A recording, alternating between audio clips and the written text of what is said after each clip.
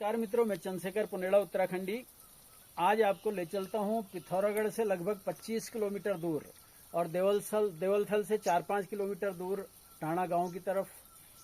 और ये टाणा गांव का धारा है, यहाँ पे दुगाड़ा कहते हैं। पहले एकमात्र जल का स्रोत यही हुआ करता था और टाणा में ओली लोग रहते हैं। टाणा से थोड़ा सा दूर ये धारा है, दुगाड़ा इसका नाम है। यहाँ पे काफ़ी गन्ने उन्ने हुआ करते थे पहले। ये भगवान भोलेनाथ का मंदिर है, आजकल बड़ा भव्य मंदिर यहाँ पे बना दिया गया है। ये मनोज ओली एडवोकेट जो पिथौरागढ़ में हैं, उनके द्वारा बनाया गया है। और मेरे बचपन की यादें, जैसा कि कहते हैं ये देवभूमि उत्तराखंड है और उत्तराखंड में देवताओं में बड़ी शक्ति होती है। ये इस गांव में मुझे बचपन में बड़ा आभास हुआ।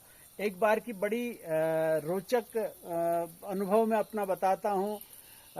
हुआ क्या कि हम लोग बचपन में आए थे और बचपन में हम लोग नहाने, सारे गांव के लोग इधर ही फ्रेश होने आते थे इसी नाले में, और यहीं पे दुगाड़ा में नहा के यहाँ से एक एक गगरी पानी की लेके या एक एक बाल्टी पानी का लेके हम लोग घर को जाते थे।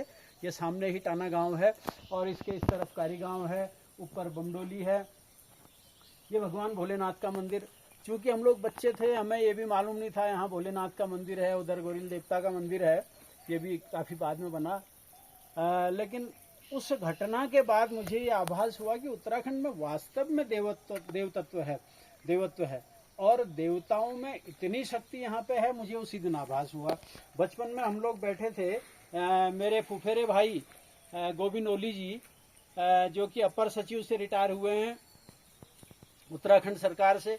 हम लोग घर से आए और सुबह हम लोगों ने अपना तौलिया वगैरह यहाँ पे रखा। आजकल तो ये थोड़ा सा धारा मॉडर्नाइज कर दिया गया है, इसमें टाइल्स वगैरह लगे हैं। लेकिन उन दिनों ये धारा कच्चा हुआ करता था। हम लोग यहाँ पे बैठे, हमने यहाँ से गन्ने तोड़े। सुबह सुबह के टाइम ऐसे ही बैठ के हम लोग यहाँ पे गन्ने चूसने लगे और थोड़ी देर में हम लोग गन्ने चूस ही रहे थे तो गाँव के एक बुजुर्ग, काफ़ी सयाने थे, शायद आर्मी में हुआ करते थे, वो घर आए होंगे। वो भी अपना तौलिया वगैरह ला के, साबुन तौलिया ला के यहाँ पे नहाने के लिए आए।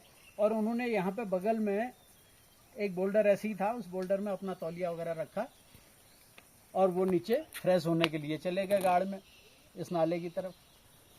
तो हुआ ये कि जब वो फ्रेश होके आए तो उनका साबुन गायब था।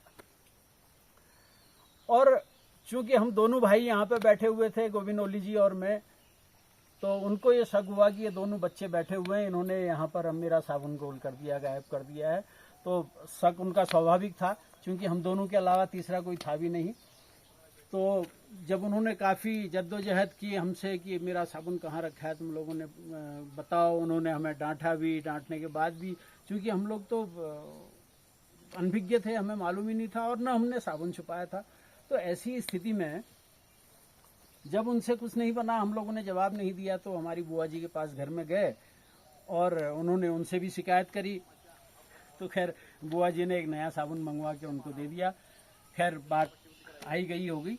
तो ठीक उसके दूसरे दिन शाम की बात है, हम लोग उसी पड़ोस में आंगन में बैठे हुए थे और सभी लोग, गांव के सयाने लोग, सर्दी का मौसम था तो वहाँ पे सब धूप सेक रहे थे, तो सब लोग गपशप मार रहे थे। तो हुआ क्या कि ऊपर से अचानक आसमान की तरफ से मई साबुन का डिब्बा वहाँ पे गिरा सबके सामने और लोग अचंभे से रह गए। सबने पूछा, उन्होंने कहा ये साबुन कहाँ से आया।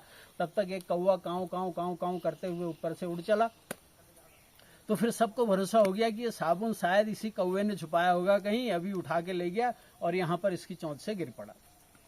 तो उस दिन का जो अनुभव था, वो बुजुर्ग भी वहीं पे थे। उन्होंने फिर उनको बड़ी शर्मिंदगी महसूस हुई। उन्होंने कहा वाह, मैंने बड़ा गड़बड़ कर दिया, बच्चों को खाली दोषी बना दिया, दोषी करार दे दिया और उन पर इल्ज़ाम लगा दिया।